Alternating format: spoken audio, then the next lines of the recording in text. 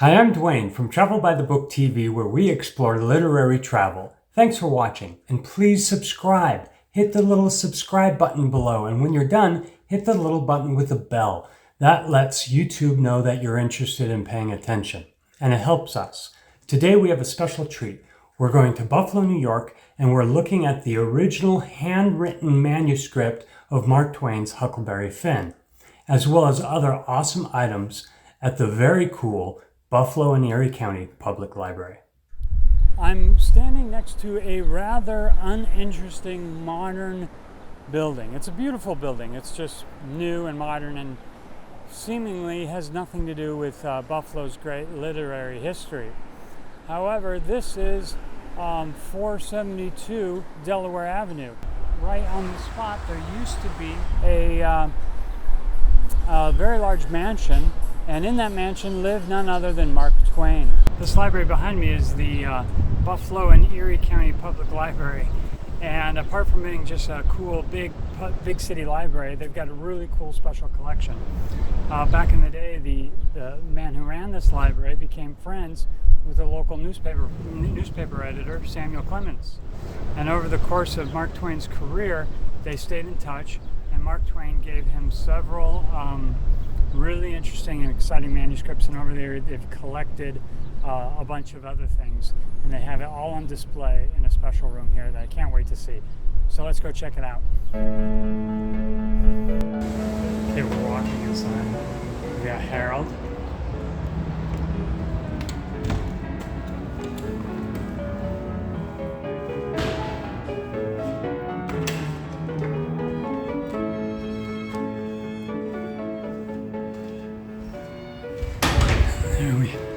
There we have a caterpillar.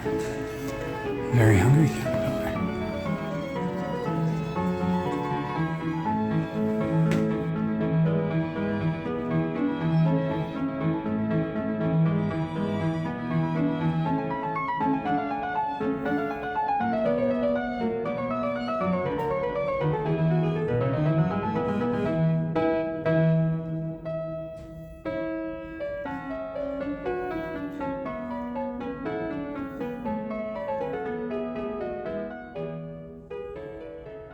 And you're in the Grosvenor department in the Central Library, and it's got a pretty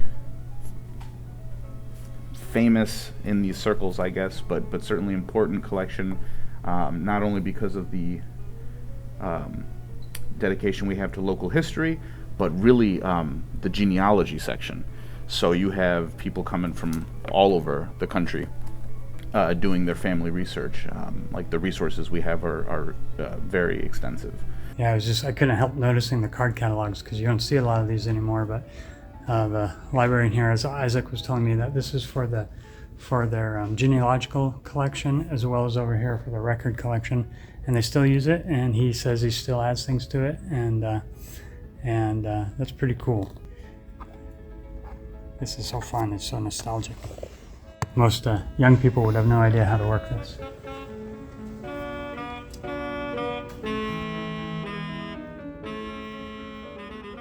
On the third floor of this cool library, they have an exhibit currently up. This is a temporary exhibit celebrating children's stories throughout the centuries.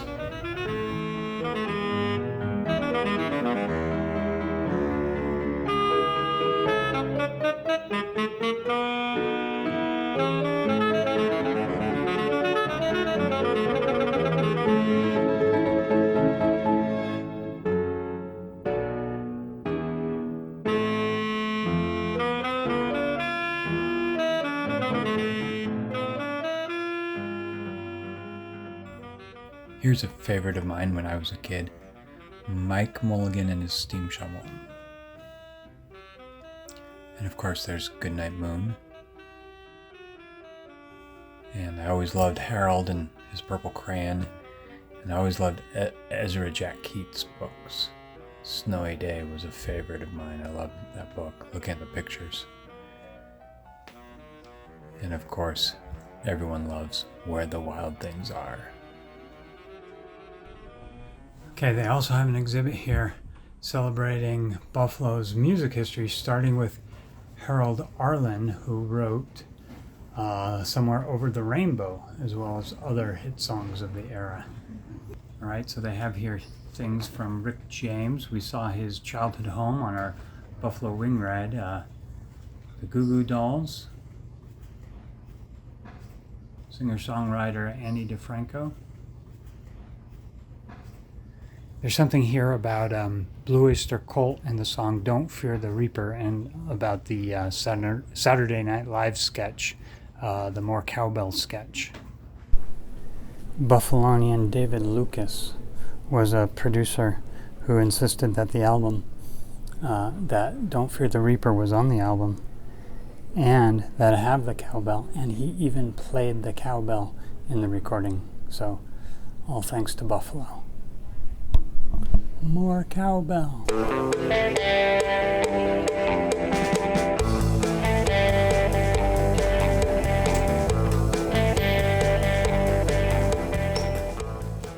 So, I've asked and been told, okay, here's our Mark Twain room right here. Yeah, so this is our room. Dedicated Mark Twain room. The reason that we have this room is because it not only marks the fact that we have the Adventures of Huckleberry Finn manuscript, it also reveals, because a lot of people don't realize it, that Mark Twain lived here for a brief period of time. Mark Twain donated the original manuscript of Huckleberry Finn to the library. At first, he turned in just the second half, and he said that he couldn't find the first half, and he thought that it must have been destroyed by the publisher. And so that's sort of what everybody believed. And then about 100 years later, the granddaughter of that librarian whom he had given it to found an old steamer trunk in her mother's attic and opened it up, and inside were the missing half of the handwritten manuscript of Huckleberry Finn. And it got returned to the library. What apparently had happened is Mark Twain must have finally found it and then given it to the librarian, because there was a letter of some kind with a date, and he had given it to the librarian, and then he had died, like right after. Maybe he was so surprised and happy to get it that it killed him. This is the librarian, James Fraser Gluck, who had befriended Mark Twain back in the days when Twain lived in, or Samuel Clemens rather, lived in Buffalo. Then his wife, his widow, moved to California to live with their daughter, and must have thrown it into a steamer trunk, and there it stayed for 100 years until it was found. The original handwritten text of Huckleberry Finn. And here we have the steamer chest where the granddaughter of James Gluck found the first half of the handwritten manuscript, just sitting in an attic in California. It's our pleasure and honor, and we're just very, very proud of the fact that we have a manuscript that has so much importance in American literature. Can you tell me about where it is now? It's not, I mean, we have a couple actual leaves. Are these actual leaves or facsimiles? The two leaves in the center are actual leaves. Mm-hmm. We rotate them. We don't keep the same leaves out for extended periods of time, because any light, even though this is an archival setting, can be damaging over time. So we do rotate those out. The title page that you see is a replica, a facsimile of the actual title page, which is included with the manuscript. He handwrote. He handwrote it, and he was very specific about how he wanted it, which is very interesting.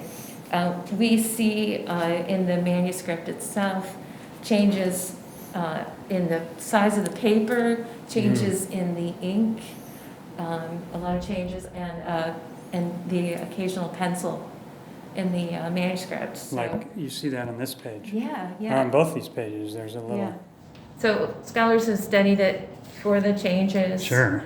There's there's a body of work written about it, I would say. It's interesting to look at the manuscript because you can see the edits that he makes, things that he changes, and things that he doesn't change. So most recently, we took the manuscript and we had the paper treated, conserved for the acidity that was in some of the paper. We wanted to stabilize and make sure that we'd have the manuscript, for a long time into the future. Sure. We completely rehoused it properly according to archival standards. We worked with a large conservation outfit. But the great thing about it is we had it fully digitized, Right. and we had it done the way it should be done. Not only is it available to view in this room on this kiosk, but it's also on our website, Oh.